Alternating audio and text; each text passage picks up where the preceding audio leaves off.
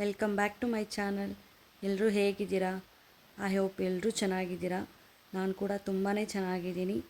ಯಾರೆಲ್ಲ ನನ್ನ ಚಾನಲ್ನ ಸಬ್ಸ್ಕ್ರೈಬ್ ಮಾಡ್ಕೊಂಡಿದ್ದೀರಾ ಎಲ್ರಿಗೂ ತುಂಬಾ ಥ್ಯಾಂಕ್ಸ್. ಇನ್ನೂ ಯಾರೆಲ್ಲ ನನ್ನ ಚಾನಲ್ನ ಸಬ್ಸ್ಕ್ರೈಬ್ ಮಾಡ್ಕೊಳ್ಳದೆ ನೋಡ್ತಿದ್ದೀರಾ, ದಯವಿಟ್ಟು ಸಬ್ಸ್ಕ್ರೈಬ್ ಮಾಡ್ಕೊಂಡು ವೀಡಿಯೋ ನೋಡಿ. ಹಾಗೆ ಲೈಕ್, ಶೇರ್, ಕಮೆಂಟ್ ಮಾಡಿ. ನೀವು ಮಾಡೋ ಕಮೆಂಟ್ಸಿಂದ ನನಗೆ ಇನ್ನೂ ಜಾಸ್ತಿ ವೀಡಿಯೋಸ್ ಮಾಡೋಕ್ಕೆ ಮೋಟಿವೇಶನ್ ಸಿಗುತ್ತೆ. ಅವರೆಲ್ಲ ಇಷ್ಟು ಈಸಿಯಾಗಿ ತೆಂಗಿನ ಮರ ಕ್ಲೈಮ್ ಮಾಡೋದನ್ನ ನೋಡಿದ್ದೀರಾ? ನಾನಂತೂ ಹೊಸದಾಗೆ ನೋಡಿದ್ದು, ಅದು ಫಸ್ಟ್ ಟೈಮ್. ನಾನು ಬುಜ್ಜಿ ಇಬ್ಬರು ನೋಡ್ತಾ ಇದ್ವಿ, ನಮ್ಮ ಪಕ್ಕದಲ್ಲೇ ಇದನ್ನು ಮಾಡ್ತಾಯಿದ್ರು. ಹಾಗೆ ಬುಜ್ಜಿ ಒಂದು ಕ್ಲಿಪ್ ತೊಗೊಂಡಿದ್ರು.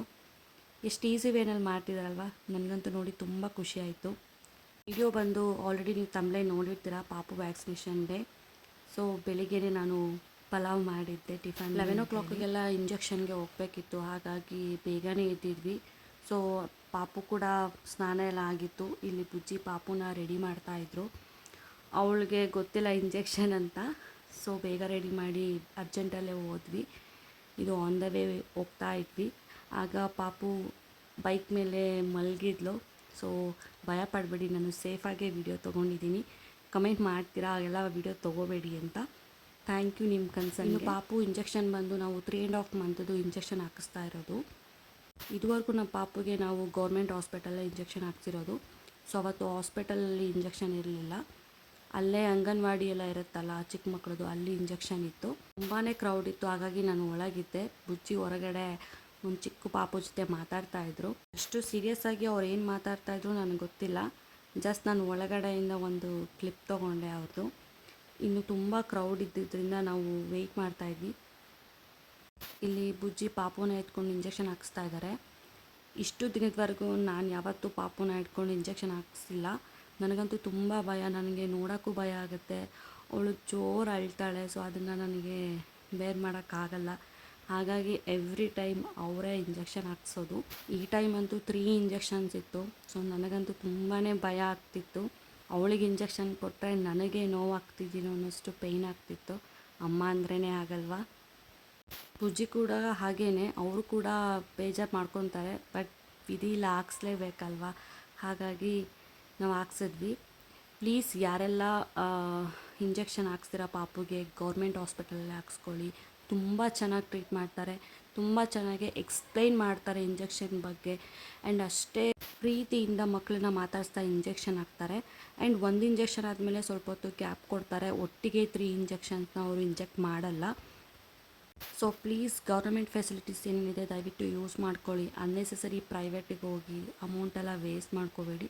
ಇದು ನನ್ನ ಪರ್ಸ್ನಲ್ ಸಜೆಷನ್. ನಿಮಗೆ ಇಷ್ಟ ಆದರೆ ತೊಗೊಳ್ಳಿ, ಇಲ್ಲಾಂದರೆ ಬೇಡ. ಯಾರೂ ಕಮೆಂಟ್ ಮಾಡಬೇಡಿ. ಆ್ಯಂಡ್ ಇದು ಇಂಜೆಕ್ಷನ್ ಆದಮೇಲೆ ಪಾಪು ಅಳ್ತಾ ಇದ್ಲು. ಸೊ ಬುಜ್ಜಿ ಸಮಾಧಾನ ಮಾಡ್ತಾಯಿದ್ರು. ಇನ್ನು ಮನೆಗೆ ಬಂದಮೇಲೆ ನಮ್ಮ ದೊಡ್ಡಮ್ಮ ಬಂದು ದೃಷ್ಟಿ ತೆಗೆದ್ರು ಪಾಪುಗೆ, ಹೊರಗಡೆ ಹೋಗಿ ಬಂದಿದ್ವಿ ಅಂತ. ಅಲ್ಲಿಂದ ಮನೆಗೆ ಬಂದು ತುಂಬ ಹೊತ್ತಾಗಿತ್ತು. ಅವಳು ತುಂಬ ಪೇಯ್ನ್ ಇದು ಮಾಡ್ತಿದ್ಲು, ಅದಕ್ಕೋಸ್ಕರ ನಾನು ವೀಡಿಯೋ ಮಾಡ್ಕೊಂಡಿಲ್ಲ. ಅದಾದಮೇಲೆ ಇಲ್ಲಿ ಬುಜ್ಜಿ ಪಾಪುನ ಸ್ವಲ್ಪ ಹೊತ್ತು ಮಾತಾಡಿಸ್ತಾ ಇದ್ದರು. ಅವಳನ್ನು ಎತ್ಕೊಳ್ಳೋಕ್ಕೆಲ್ಲ ಹೋಗಿಲ್ಲ, ಸುಮ್ಮನೆ ಕಾಲು ಕೈಯೆಲ್ಲ ಪೇಯ್ನ್ ಆಗುತ್ತೆ ಅಂತ. ಅವಳು ಆ ಪೇಯ್ನಿಗೆ ಸ್ವಲ್ಪ ಅಳ್ತಾ ಇದ್ಲು, ಮುಟ್ಟಿದ್ರು ಅಳ್ತಾನೇ ಇದ್ಲು. ಹಾಗಾಗಿ ಅವಳನ್ನ ಹಾಗೆ ಮಲಗಿಸ್ಕೊಂಡೇ ಮಾತಾಡ್ತಿದ್ವಿ. ಅವಳನ್ನು ಮಾತಾಡಿಸ್ತಾ ಇದ್ದರೆ ಅವಳು ಅದಕ್ಕೆ ರಿಯಾಕ್ಟ್ ಮಾಡ್ತಿರ್ತಾಳೆ. ಹಾಗಾಗಿ ಅವಳು ಕಾನ್ಸಂಟ್ರೇಷನ್ ಪೇಯ್ನ್ ಕಡೆ ಹೋಗಲ್ಲ ಅಂತ ಅವಳನ್ನು ಮಾತಾಡಿಸ್ತಾನೇ ಇದ್ದರು ಅವರು. ಅವಳಿಗೆ ಪೇಯ್ನಿಗೆ ಜ್ವರ ಬರ್ಬೋದು ಅಂತ ಟಾನಿಕ್ ಕೂಡ ಕೊಟ್ಟಿದ್ದರು. ಅದನ್ನು 3 years once ಅವಳಿಗೆ ಹಾಕೋಕ್ಕೆ ಹೇಳಿದರು. ನಾನು ಆಲ್ರೆಡಿ ಅದನ್ನು ಹಾಕಿದ್ದೆ, ಹಾಗಾಗಿ ಅವಳು ಸ್ವಲ್ಪ ಆ್ಯಕ್ಟಿವ್ ಆಗಿದ್ಲು. ಪೇಯ್ನ್ ಅಷ್ಟಾಗೇನು ಗೊತ್ತಾಗ್ತಿರಲಿಲ್ಲ ಅಂದ್ಕೊತೀನಿ. ಅವರು ಯಾವುದೇ ರೀತಿ ಬಿಸಿನೀರು ಅದೆಲ್ಲ ಯೂಸ್ ಮಾಡೋಕ್ಕೆ ಹೇಳಿರಲಿಲ್ಲ. 3 days ಸ್ನಾನ ಕೂಡ ಮಾಡಿಸ್ಬೇಡಿ ಅಂತೇಳಿದರು. ಹಾಗಾಗಿ ಸ್ವಲ್ಪ ತಣ್ಣೀರು ಬಟ್ಟೆನ ನಾನು ಇಂಜೆಕ್ಷನ್ ಹಾಕಿರೋ ಕಡೆ ಹಾಗೆ ಹಾಕಿದ್ದೆ. 3 ಇಂಜೆಕ್ಷನ್ಸ್ ಹಾಕಿರೋದು ನೋಡಿ ಅವಳು ಆರಾಮಾಗಿದ್ಲು. ಅದನ್ನು ನೋಡಿ ನನಗೆ ಖುಷಿಯಾಗಿತ್ತು. ಜ್ವರ ಎಲ್ಲ ಏನು ಬರಲ್ಲ ಅಂದ್ಕೊಂಡಿದ್ದೆ, ಬಟ್ ಅವಳಿಗೆ ಈವ್ನಿಂಗ್ ಆಗೋಷ್ಟರಲ್ಲೆಲ್ಲ ಫುಲ್ ಜ್ವರ ಬಂದಿತ್ತು. ಹಾಗೆ ಇವರು ಇನ್ನೊಬ್ಬರು ದೊಡ್ಡಮ್ಮ ಬಂದಿರು ನಮ್ಮ ಪಾಪು ನೋಡೋಕ್ಕೆ. ಇಲ್ಲೇ ಹತ್ರ ಇರೋದ್ರಿಂದ ಎಲ್ಲರೂ ಬರ್ತಾ ಇರ್ತಾರೆ ಅವಾಗವಾಗ ಪಾಪು ನೋಡೋಕ್ಕೆ. ಅಟ್ಲೀಸ್ಟ್ ಒಂದು ಮಂತ್ಲಿ 2 ಆದರೂ ಬಂದು ವಿಸಿಟ್ ಮಾಡಿ ನೋಡ್ತಾ ಇರ್ತಾರೆ. ನನಗಂತೂ ಅವರೆಲ್ಲ ಮನೆಗೆ ಬಂದಾಗ ತುಂಬ ಖುಷಿ ಆಗುತ್ತೆ. ಏನೋ ಒಂಥರ ದೊಡ್ಡಮ್ಮ ಚಿಕ್ಕಮ್ಮ ಎಲ್ಲ ಮನೆಗೆ ಬಂದಾಗ ತುಂಬ ಹ್ಯಾಪಿ ಅನಿಸುತ್ತೆ. ಆವಾಗೆಲ್ಲ ನಮ್ಮನ್ನು ನೋಡೋಕ್ಕೆ ಬರ್ತಿದ್ರು, ಈಗ ನಮ್ಮ ಮಕ್ಕಳನ್ನ ನೋಡೋಕ್ಕೆ ಬರ್ತಾರೆ. ಅವಳ ಜೊತೆ ಅವರು ಆಟ ಆಡ್ತಾಯಿದ್ರು. ಅವಳು ಸಂಜೆವರೆಗೂ ಆರಾಮಾಗೇ ಇದ್ಲು. ನೈಟ್ ಆಗ್ತಿದ್ದಂಗೆ ಸ್ವಲ್ಪ ಅವಳಿಗೆ ಪೇಯ್ನ್ ಶುರು ಆಯಿತು ಅನಿಸುತ್ತೆ. ಸೊ ಅವಳಿಗೆ ಜ್ವರನೂ ಬಂದಿತ್ತು. ನಿದ್ದೆ ಮಾಡೋಕ್ಕೆ ಸ್ವಲ್ಪ ಕಷ್ಟಪಡ್ತಿದ್ಲು. ನಿದ್ದೆನಲ್ಲೂ ಅಳೋದು ಅದೆಲ್ಲ ಕನ್ವರ್ಸ್ತಾ ಇದ್ಲು. ಹಾಗೆ ನಾನು ಅಂದ್ಕೊಂಡೆ ಪೇಯ್ನಿಗೆ ಈ ಥರ ಆಗ್ತಿದೆ ಅಂತ. ಏನೇ ಆದರೂ ಇಂಜೆಕ್ಷನ್ ಆದಮೇಲೆ ಒನ್ ಡೇ ಏನೂ ಮಾಡೋಕ್ಕಾಗಲ್ಲ. ಆ ದಿನ ಎಲ್ಲ ನಾನಿನ್ನು ಕ್ಲಿಪ್ ತೊಗೊಂಡಿಲ್ಲ. ಇದು ನೆಕ್ಸ್ಟ್ ಡೇ ಮಾರ್ನಿಂಗ್. ಸೊ ಅವಳಿಗೆ ಸ್ವಲ್ಪ ಪೇಯ್ನ್ ಹೀಲ್ ಆಗಿತ್ತು ಅನಿಸುತ್ತೆ. ನಾನು ರೋಲ್ ಆಗೋಕ್ಕೆ ಟ್ರೈ ಮಾಡ್ತಿದ್ಲು, ಬಟ್ ಆಗ್ತಿರಲಿಲ್ಲ ಅವಳ ಕೈಯಲ್ಲಿ. ಬಟ್ ಇತ್ತೀಚೆಗೆ ಇದೊಂದು ಆ್ಯಕ್ಟಿವಿಟಿನ ಶುರು ಮಾಡ್ಕೊಂಡಿದ್ದಾಳೆ. ನೋಡೋಕ್ಕೆ ತುಂಬ ಖುಷಿ ಆಗುತ್ತೆ. ಟ್ರೈ ಮಾಡ್ತಾಳೆ, ಬಟ್ ಅವಳ ಕೈನ ಅವಳು ಎತ್ಕೊಳ್ಳೋಕ್ಕಾಗಲ್ಲ. ಸ್ವಲ್ಪ ಹೆಲ್ಪ್ ಮಾಡಿದ್ರೆ ಆರಾಮಾಗಿ ರೋಲ್ ಆಗ್ತಾಳೆ. ಅದಾದಮೇಲೆ ಸ್ವಲ್ಪ ಹೊತ್ತು ನಮ್ಮಮ್ಮ ಅವಳನ್ನು ಆಟ ಆಡಿಸ್ತಾಯಿದ್ರು ಅಲ್ಲೇ.